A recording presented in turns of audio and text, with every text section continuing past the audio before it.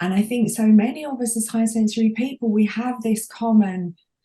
reach this common sort of breakdown point, which might look different for us all, but this kind of realization of this is not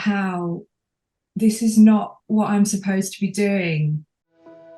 Illuminance specializes in developing sensory processing sensitivity, a natural high sensory intelligence present in 30% of the population, co-creating with the power of humanity to consciously evolve towards balance. This session features trained high sensory coaches, facilitators and consultants who coach other high sensory people and partner with organizations globally. To contact them directly or to find out about our programs, please see the details in the description. When I went through the coaching course, the fascination that emerged for me was around conflict and separation. So that's something that's been with me since early childhood. My mother's English, my father's Pakistani. I was brought up in a very white, ethnically homogenous community in rural Suffolk. So I used to look in the mirror as a child and think, I feel white. Why don't I, why don't I look white? So this sense of identity and belonging and separation and inclusion and what it means to feel connected with people and what it means to feel at the margins, that's been an ever-present question in my life, and it's informed my career as well. So I've worked in international development for the last 25 years. I've worked mostly in the sort of the charity sector. My first job was around equality and diversity. I've been very passionate about where people are on the margins of communities. My PhD was around education exclusion in India, particularly focusing on caste and education. And children who come from Dalit or untouchable backgrounds. So this question of what does it mean to feel connected with other human beings, and what is it in human consciousness that enables us to hold another human being as somehow separate or inferior or a lesser human being? That's something that causes me quite a lot of pain inside, that idea that we can separate ourselves from each other. And so the fascination that came up in the coaching course was around conflict and ability to sense into where there is that there's not alignment in a group, or there's separation or conflict. And I think my high sensory gift is the ability to see that, perceive it, and then transmute that energy into a more harmonious dynamic. And I've worked on various projects in various different countries, but one that meant most to me was a conflict transformation project in Cameroon. And I saw some of what it takes to work with people and communities in conflict and enable dialogue and support them to, build bridges, literally. So I think that's been my area of fascination. I don't just see it in conflict terms. I see it in terms of wholeness, so at one end of the polarity is separation and conflict, but at the other end of the polarity is love and wholeness. And I think Willow tried to work with me to sort of, see the conflict. And that's definitely where I kind of, my body reacts when I'm in that experience of conflict. But it's the place of wholeness that I like to try and operate from, rather than the conflict. So that's my fascination, sort of. Wow. That's, yeah, amazing. That was really lovely to hear. And Yeah. again, like the last time we spoke, I'm having a physical reaction listening to you. So I feel really connected with what you're describing, what you're talking about. Yeah, it's very moving. Yeah, and just, I think that my sort of fascination it kind of went through a few changes. I think that's the thing with the coaching course that Willow facilitates, that you can kind of think you're going in one direction and then sort of end up going somewhere else, and then you're like in this murky world of, oh my god, everything in my world just feels weird and wrong, and I don't know where I'm going, and then it all kind of comes through, and then you make all the connections with different things that have happened to you in your life, and it all sort of makes sense again. And I'm describing that because when you were talking about that kind of sense of separation and not sort of belonging really, although my experience is clearly different from yours, I still felt like I didn't belong. I didn't belong in my family. I was different from everybody else. I didn't look different, but I felt different. I was different. I wasn't understood as a highly sensitive person or someone with high sensory intelligence. So I can certainly relate to that. And the thing that I had when I was young was this feeling of injustice in the world. And I felt really strongly about that. And if I talk about it, I'm going to get emotional again. I got emotional through every session in Willow's facilitation. And then particularly because of my experience as being a mother, that's what came through for me in the end. So it's really about supporting mothers, because when a mother sort of conceives a child, you know, she's bringing in the next generation. And if we can shift the way that we see and treat mothers at that stage, we could literally change the world within a generation or two. It's my belief that if we really did that, we give mothers and families the support that they need, whatever that is for them, then they can do the best job they can raising their children, and their children will generally then be much kinder people. They will have less of they'll have their needs met, and so they will provide for the older generation, and also be a lot kinder to the next generation and the planet and everything. So for me, it's that let's start the journey off when a new human life is born, right from the beginning, in the best way possible. Beautiful, Karen. Thank you. Thank you for sharing. Jane? Yes, that was really moving, both of you, really moving. And this, the physical reaction that you talked about, Karen, when you listened to what Kemal was sharing, I got it when I listened to Kemal, and also when I listened to you.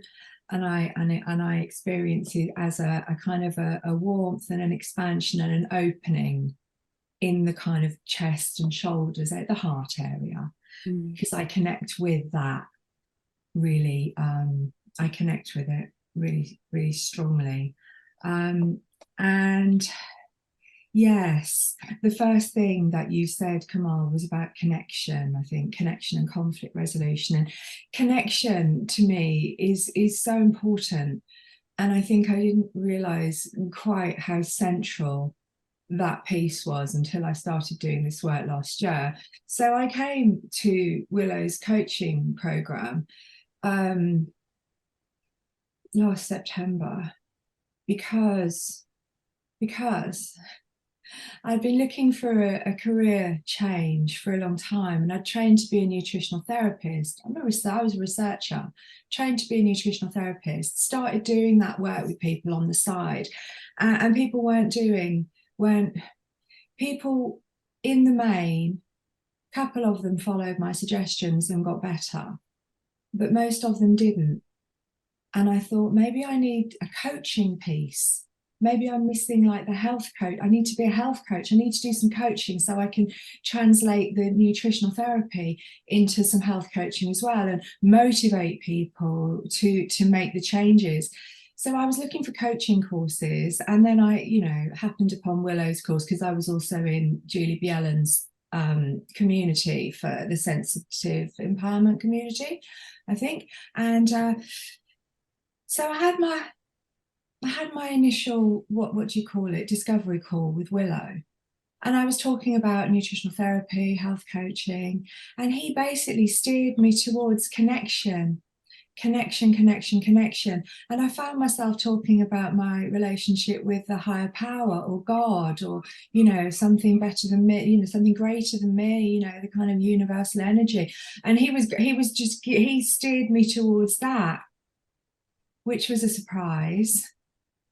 That's been an important part of my life for the last 20 years, because I'm in recovery. A couple of you know already, I'm in 12-step recovery for alcoholism and addiction, and I'm 13 years clean and sober, and that's the second time I've been kind of in that for 20 years, and I've now got 13 years. And so a connection with something greater than me is a really important part of that process of getting well. I didn't realize quite how fundamental it was until I started doing the coaching course. And then I realized that is my fascination. It is finding God. It's finding God, connecting to God, and staying connected through all of life's challenges, illness, busyness, work, just money, all of the kind of human stuff. That's what my fascination is, and helping other people to connect with themselves, because that's what it is really, isn't it? Like the spirit within us and the power outside of us, which is everywhere. So that's it. That's what I love the most, really. And I was thinking, fascination is supposed to be something we were all really interested in. Like as children, I didn't care about God when I was a kid. I was too busy being a kid, too busy running around. And yet I was looking for God in my own way, through physical activity, through climbing to the top of rope ladders and hanging upside down by my knees, and swinging upside down, and then observing like the lawn and the grass and the flowers and the air, and feeling something that was not me.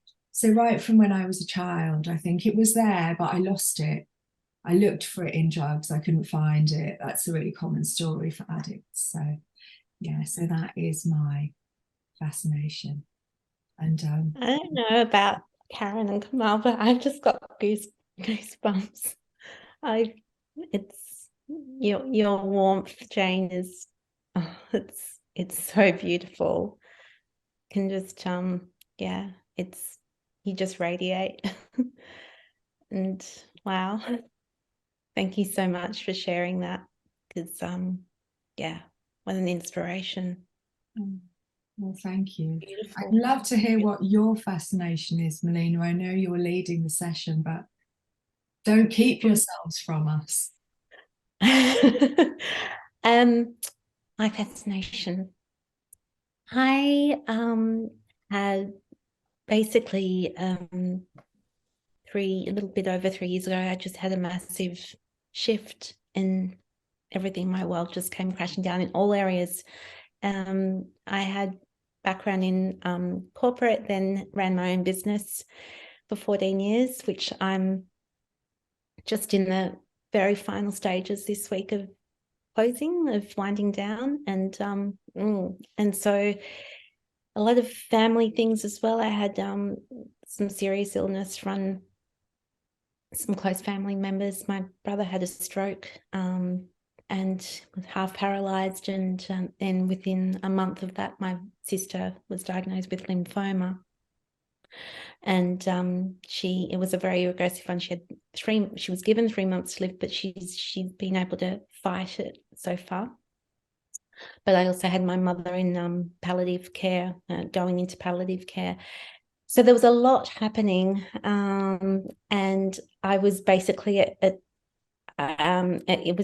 was now I know it wasn't so blatant to me then, because I just thought I could handle everything and because I was a primary caregiver for my mum, and she had to come and live with us because she was living with my sister. So obviously came and lived with us. So I was primary care, and I burnt out. And at that point, I didn't even contemplate the thought of burning out. Now, 3 years down the track, I'm recognizing, holy moly. And I'm still kind of managing all of that, but there's an awareness there now, and just coming out of it. Yeah, it's there was, there was self-discovery and healing and spiritual path that I was doing, and parallel I was kind of trying to manage this external life as well as caregiver and sister and daughter. And so, and I have 3 kids as well, so, and they're at home, so that was, it was just the culmination. So when I had my sessions with Willow, it wasn't very clear to me. He did it beautifully, and I see it all now. But basically, I kept on kind of saying, what is it? What is it? And he pointed out that it's all about disconnection and connection to personal power, to my personal power. So I understand that a whole lot more now than I did in the sessions, although I felt so moved every session. And it was a very emotional time as well. So it was, all part of the journey now. Everything, happens for a reason. But I think now more than ever, it's kind of, even after last week's session, I came away from it thinking, I don't even really know specifically what this, but I think it's, I just want to help people that, have been in, my shoes, walked my path, and help others that, may be struggling with burnout, but or on the verge of, but don't even, are just trying to hold it together so much they're not even aware. And whether that be, women, or even I was thinking working parents, because I think when you're a parent, burnout is even more, it's a tricky one, because, you're always putting yourself before your kids, aren't you? And it's so hard. And it's also equally hard for someone to come and say, hey, you've got to slow down. You've got to put yourself first. You've got to, self-care, and all of those things that are just, my mum passed in January, and it's only now 6 months on that I'm just kind of landing, and it's such a process. And I think that, it's kind of got to be cradled and nurtured in such a way that is realistic as well, because I know that some of the things that I am aware of now, I was just totally either oblivious or just couldn't register in the thick of it. So that's it. Wow, thank you so much for sharing that, Melina, and I'm so sorry for your loss and all the difficulty, all the illness, all the family stuff, all the struggles. But how wonderful that you're here, and I really thank you so much for sharing that with us. And I'm wondering where we go from here. I'm happy to come in here, because I that was really powerful, Melina, what you shared, and also what you shared, Jane, as well. And I think there's a sort of a common thread here in terms of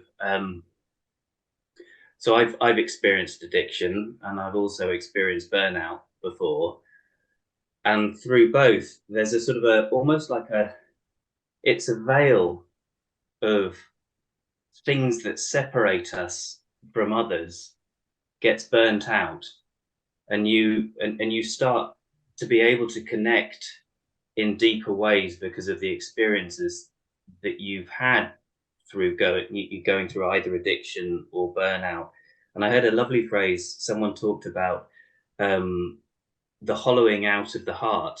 And when the heart gets hollowed out, it's capable of containing more because it's been hollowed out. And that experience of sort of addiction where you're trying to, I mean, in my experience of it, it was trying to drink away and take other substances because there was a voice in me that I was really struggling with, and that the alcohol was it's what enabled me to suppress that voice, or it was what was enabled me to get to a point of just not being having this sort of voice that was painful to live with, and so that was and it took a long time of working out how I deal with that in a healthy way, and but also the burnout.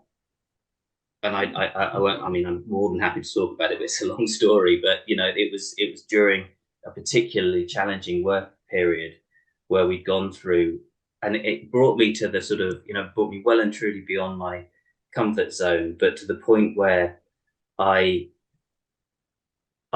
could no longer function as the human, as the person I was, because my worldview had just been sort of turned on its head. I think as many high sensory people tend to be a bit of a people pleaser, want everyone to like me, want to be a helper and do my best. And I was caught in a situation where whatever decision that was made, it was going to bring me into conflict with one group of people or another group of people, and there was no balancing point. We were dealing with child protection issues, safeguarding issues. We had to take really challenging decisions, and some people were really going to be angry depending on the decisions that were made. Long-term supporters of this charity who didn't want to hear what we were telling them about vulnerable children that needed to be protected. They had a rose-tinted view of what the charity was and what their money had been going to, and I basically sort of shone a light on a lot of corruption and child protection issues, and the supporters didn't want to hear this. And I desperately wanted to reach out to them and say, I understand this charity means a lot to you, but you have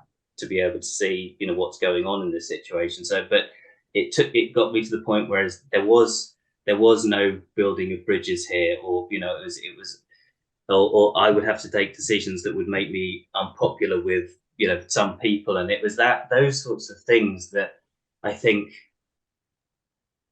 they provide. They enable you to sort of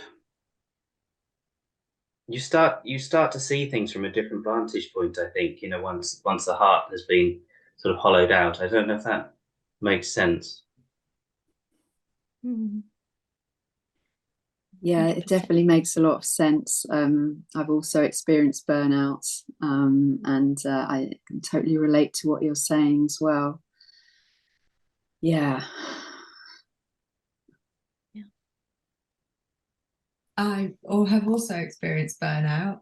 It's a common theme, I think, for high sensory people. Before we know we're high sensory, that was synchronicity at its best, throwing us all together. Absolutely. Gosh, absolutely. I mean, that's what I think struck me when you came in, Kemal, and when, well, I've experienced burnout, I've experienced addiction, and you sort of like tied it all together in a beautiful high sensory package for us.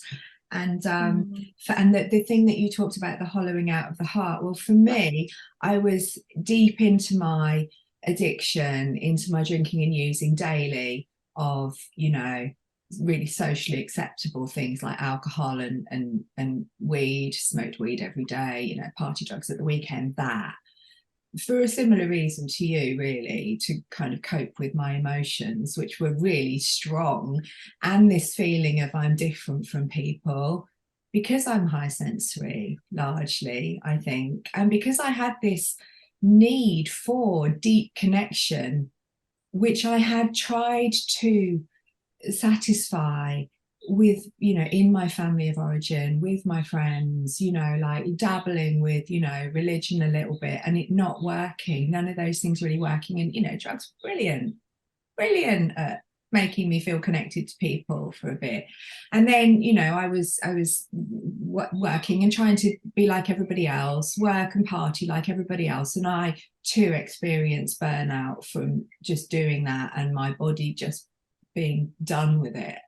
And I was so tired I couldn't even walk up the stairs. You know, I had to take months off sick from work. And whilst I was still in my addiction, what that burnout did was, it was the start of my reconnection, because that's when I started reading books about health, nutrition. So this was when I was just in my late 20s, and it was the very beginning. So from that place of burnout where I felt absolutely, it was one of my rock bottoms, but it was absolutely necessary to propel me forwards to the next bit. And was it 2 or 3 years later, I got into recovery for the first time. And the rest is history.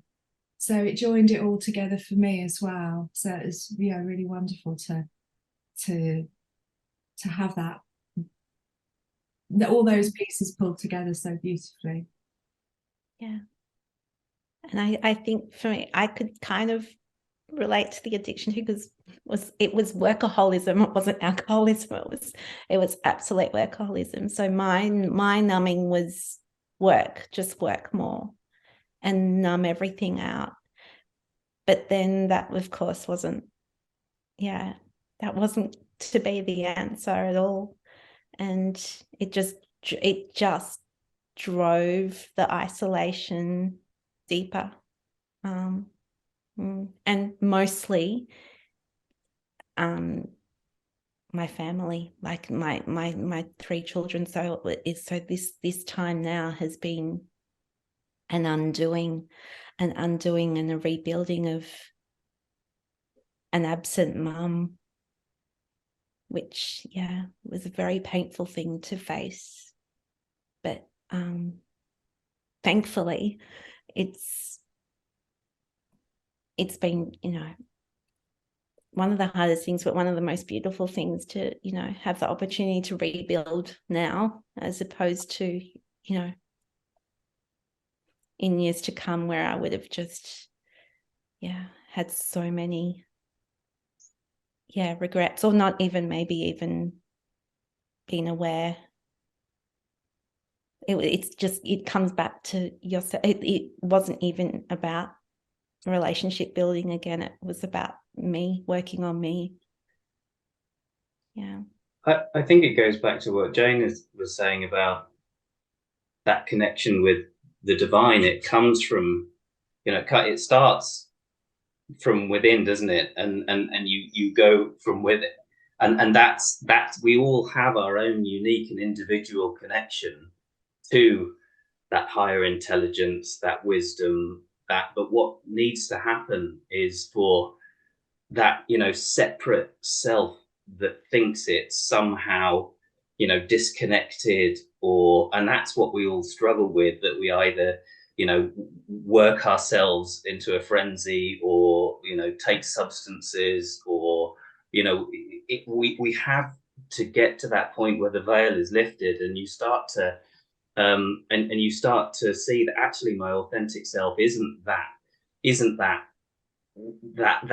individual that got burnt out, that individual that's trying to suppress their consciousness through whatever substance, but actually what it is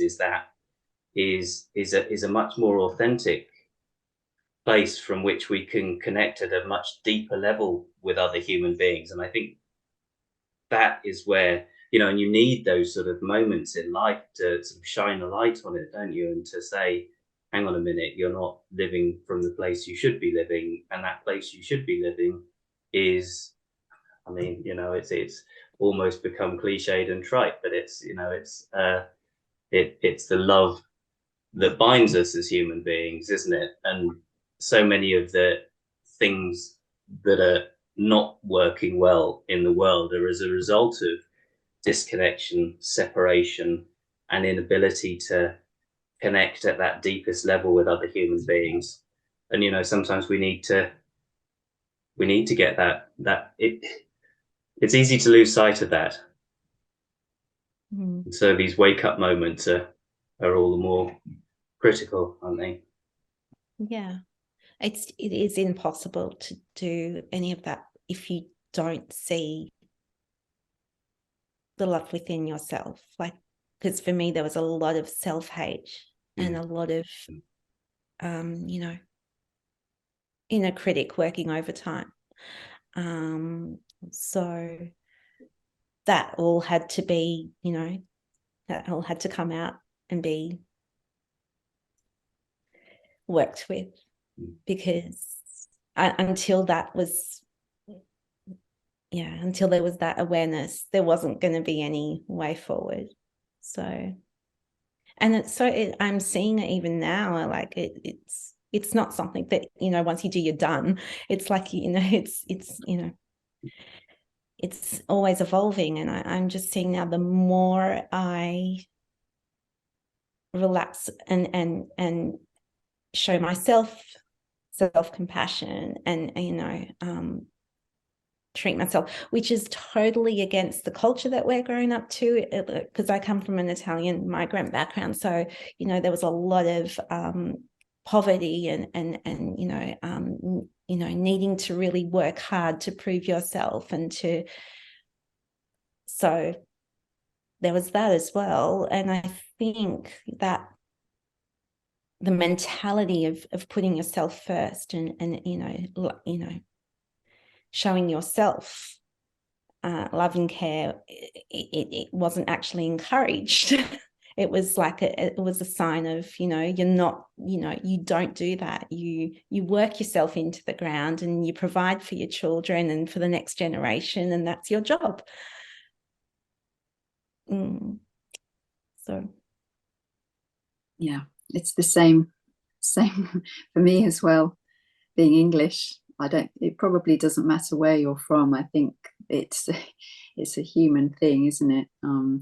That's what we're encouraged to do. I certainly wasn't encouraged to look after myself first, and that had to come through lots of painful experiences as a mother, and putting her children first, and it just doesn't work.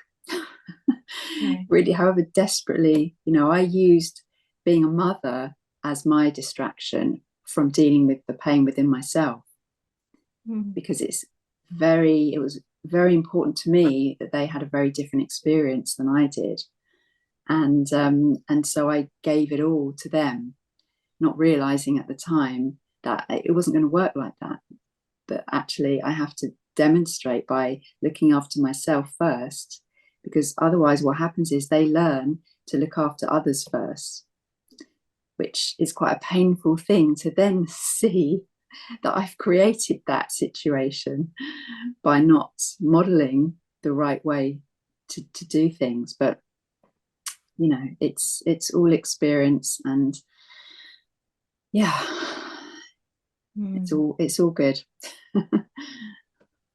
Yeah, I'd love to come back in about the, you know, this idea of we need the wake-up moments. We need the realization, don't we, of like, what I'm doing isn't working, or I am at the end of my tether, or I'm in bits, or I feel so low, I don't know, just everything's wrong.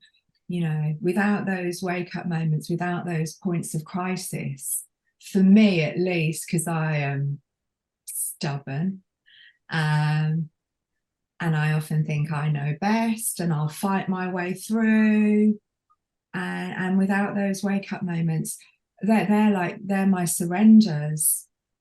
That's when I get to change, because otherwise, quite frankly, I'd still be sitting on the sofa watching Netflix, smoking a spliff, drinking a glass of wine. I would still be doing that. That's what I'd be doing. Well, maybe not at 10 to 11 in the morning as it is in the UK, but certainly by 7 p.m. at night, that's where I would be. And so things for me had to get really, really, really terrifyingly awful in my inner condition, really. It like the spiritual bankruptcy, I suppose, of like, I've got to find a way to do this differently. And from that moment of surrender, And I think so many of us as high sensory people, we reach this common sort of breakdown point, which might look different for us all, but this kind of realization of this is not what I'm supposed to be doing with my life. And it's becoming really painful to do this, and I've got to find a way to do it differently. And yeah, from that, as you were saying, Melina, that is an act of self-love, actually, that realization of what I'm doing is not right for me or the people around me. Like you were saying, Karen, it's not actually helping my children, even though I think it is. It's not ultimately. So it's kind of, and that is an act of self-love for ourselves and the people around us. And then, like hopefully with the work that we're all here to do, our communities and our countries, and if it's not a little too grandiose, but I don't think it is, the world, our little corner of the world, and then like the ripple effect. So just think like from that like terrible place that we get into, it's like the lotus flower growing in mud, like from really humble beginnings, we can end up changing and changing. For sure. And do you think being high sensory, I've often contemplated the suffering, I think is even deeper, because there's a sense, I went through a stage when I was working every day and it was just getting up, and I just felt like I was on a runaway train. I couldn't actually get off. And I kept on saying to myself, someday I'm going to be able to get off. Someday I'm going to be able to. And then I used to always say, get out of the car. And every time I close the door, there's got to be more to life than this. There's got to be more. And so I wasn't even aware of it at that time, but looking back, it's like, that was almost like that higher awareness that there was something beyond that suffering. But